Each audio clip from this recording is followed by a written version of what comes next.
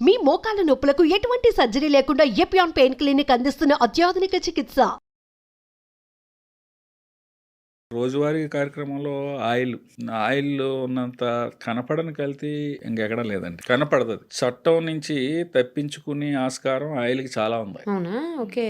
చట్టంలో ఉన్న స్టాండర్డ్స్ ప్రకారం మన food safety and standards authority of India కూడా ఆలోచిస్తున్నారు దాని గురించి కూడా. ఎక్స్పర్ట్స్ కమిటీ కూడా చెయ్యాలి కూడా. వాళ్ళు ఏంటంటేనండి, ఒక చట్టంలో 3 వైలేషన్స్ ఉంటాయి: unsafe, sub standard, miss branded. ఇది ఎప్పుడు ఏం చేసినా సబ్ స్టాండర్డే వస్తుంది. ఇది ఆయిల్, అందులో మినరల్ ఆయిల్ కలపండి, పత్తి ఆయిల్ కలపండి, ఇంకొక ఆయిల్ కలపండి. ఆయిల్లో ఎక్కువ ఆస్కారం ఏంటంటేనండి, నేను భయపెట్టడానికి చెప్పట్లేదు, ఆస్కారం కోసం ఎంతో లైట్ గా మళ్ళా మెరిసిపోతున్న అది అంటే ట్రాన్స్పరెంట్ కనపడేలాగా, ఆ ప్యాకెట్ కూడా ఇటు నుంచి అటు కనపడేలాగా ఉంటాయి కదా. అంటే అన్ని చెప్పలేం కానండి. కొన్ని మినరల్ ఆయిల్స్, మన పెట్రోలియం ప్రోడక్ట్ లో మినరల్ ఆయిల్ ఒకటి ఉంటది, ఫైన్ క్వాలిటీ, అది తక్కువ రేటుకి వస్తుంది. జనరల్ గా మాకు అనుభవం ఉంది. ఏంటంటే కింద సంపలు ఉంటాయండి, మన వాటర్ సంపల్ లాగా ఉంటాయి ఆయిల్. ఒక ఆయిల్ సన్ఫ్లవర్ లోడ్ తెచ్చుకుంటాడు, అందులో 10 లోడ్లు కెపాసిటీ ఉందనుకోండి. 2 లోడ్లు ఇది, 2 లోడ్లు ఏమో మినరల్ ఆయిల్, 2 లోడ్లు ఇంకో తక్కువ పత్తి ఆయిల్, ఇంకో 2 లోడ్లు ఇంకో కనపడని ఆయిల్, అలా మిక్స్ చేసి వాళ్ళు ప్యాక్ చేస్తారు. ప్యాకెట్కి ఒక 5 రూపాయలు 10 రూపాయలు మిగిలిన చాలా మొత్తం లార్జ్ స్కేల్ మీద ఎక్కువ మిగులుతుంది కదా. చేత అందులో కూడా మనం రెగ్యులర్ గా ప్రతి ప్రోడక్ట్ మాట్లాడుకున్నట్టు మంచి కంపెనీల ఆయిల్స్ ఉన్నాయి. దానికి మీకు అబ్జర్వ్ చేశారో లేదో, 1 లీటర్కి 10 రూపాయల కంటే ఎక్కువ డిఫరెన్స్ ఉండదు. అవును. కాబట్టి ఎఫర్ట్ చేసి వాళ్ళు అది చేసుకోవటం మంచిది. లేదా ఇంకా ఏదైనా ఉంటే కాదు సార్, ఈ మధ్యలో వింటున్నాము గానుగ నూనెలు అందులో కల్తీ ఉండలేదండి. అంటే మన ఎదురుగుండా రుబ్బుతారు కాబట్టి ఆడు ఒక ఏరియాలో చాలా కొంచెం కాస్ట్ ఎక్కువ ఉంటది, కానీ అది బెటర్ ఏమో సార్. కానీ అందరూ ఎఫర్ట్ చేయలేరండి. అది కూడా కొంచెం ఇందాక మనం అనుకున్నట్లు.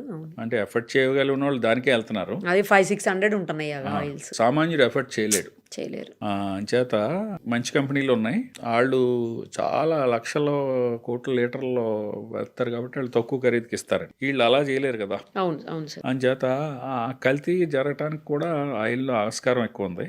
అదొక స్టెప్. అయితే రెండో స్టెప్ ఏంటంటే, మనం బజ్జీలు, పునుకులు బయట రోడ్డు మీద వెళ్తాం కదండి, అది కూడా మన టీ షాప్ లాగా రెగ్యులర్ ఎక్కువ ఒక దగ్గరికి వెళ్తాం అలవాటు ప్రకారం. దానికి ఏంటంటే ఫుడ్ ముందు expose to flies and dust ఉండొద్దు. ఈగలకి రోడ్డు పైన దుమ్ము ధూళి ఈగలు వచ్చేలాగా. కానీ అవి రోడ్ సైడే కదా సార్ ఉంటాయి. రోడ్డు రూరల్లో కానీ సిటీలో కానీ ఎప్పుడు అలా వెళ్తానే ఉంటాయి కదా.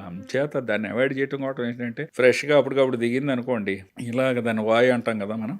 ఇప్పుడు ఇలా తీగానే ఒక రౌండ్ తీసిన వెంటనే ప్యాకింగ్ చేసుకుని ఇలాగా, లేకపోతే బాగా క్లోజ్డ్ ఇదిలో పెట్టి గ్లాసుల్లో పెట్టిన వాళ్ళు దగ్గర ప్రిఫరబుల్.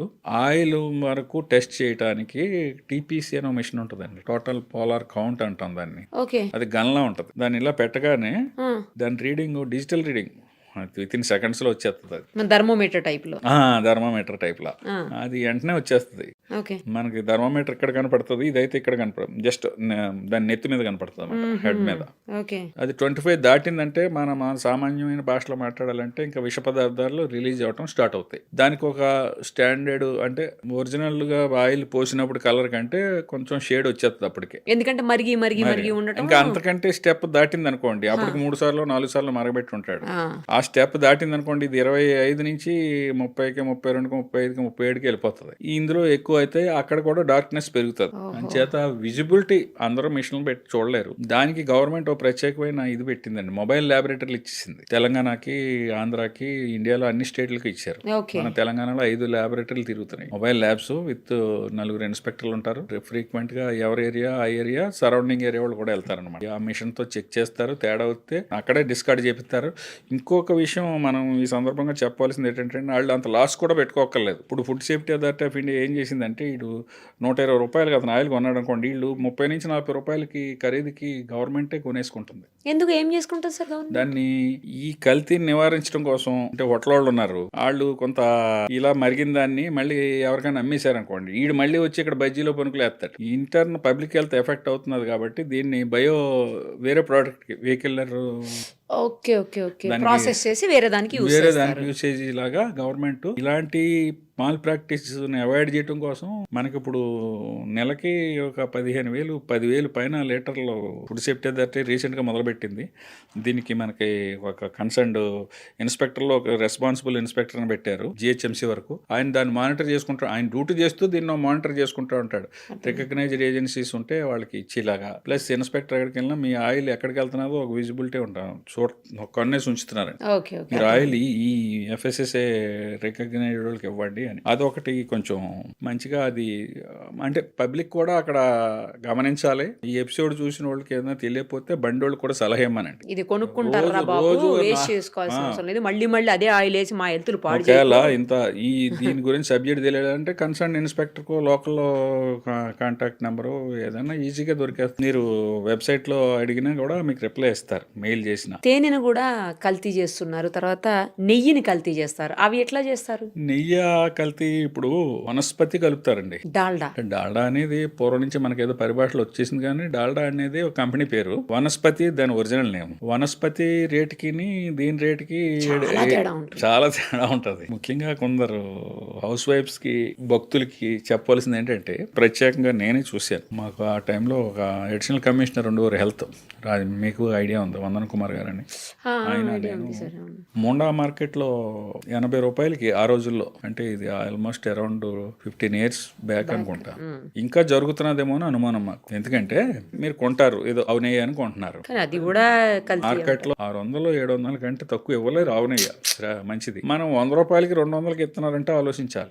ఆ రోజులో 80 రూపాయలకి వస్తున్నదంటే మేము ఆలోచించాం. సార్ వెహికల్ అది పెట్టేసి మీడియాని ఎక్కడో పెట్టుకుని అసలు దీని మీద చర్చ చేద్దామని వెళ్తే, మనం ఇలాగ 4 కిలోలు ఆర్డర్ ఇవ్వగానే ఆడు ఫోన్ చేసాడు, ఒక కుర్రాడు వచ్చాడు, మనం 320 రూపాయలు ఇట్టి ఇచ్చేసాం. ఆడు ఎక్కడికి వెళ్తున్నాడని పట్టుకుంటే ఒక దగ్గరికి వెళ్తున్నాడు. ఏంట్రా బాబు అంటే డెలిబరేట్గా చెప్పాడు అండి. ఇప్పుడు ఏంటంటే అది అసలు ఆవు నెయ్యి అనేది 1 గ్రాము కూడా లేదు అందులో, ప్యూర్ గా వనస్పతి అమ్మినా పర్వాలేదు. వనస్పతి కూడా దానికి స్టాండర్డ్స్ ఉన్నాయి, అది కూడా ఆరోగ్యానికి మంచిదిగా చెడ్డేం కాదు. కాకపోతే ఆవు నెయ్యి వేరు, వనస్పతి వేరు.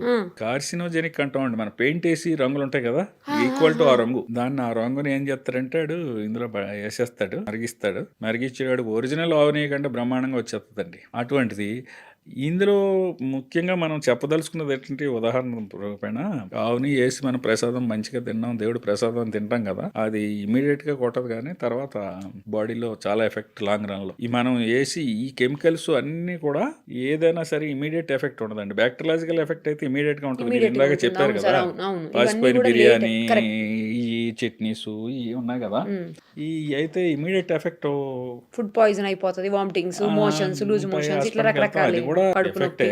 కానీ ఇది లాంగ్ రన్ ఎఫెక్ట్.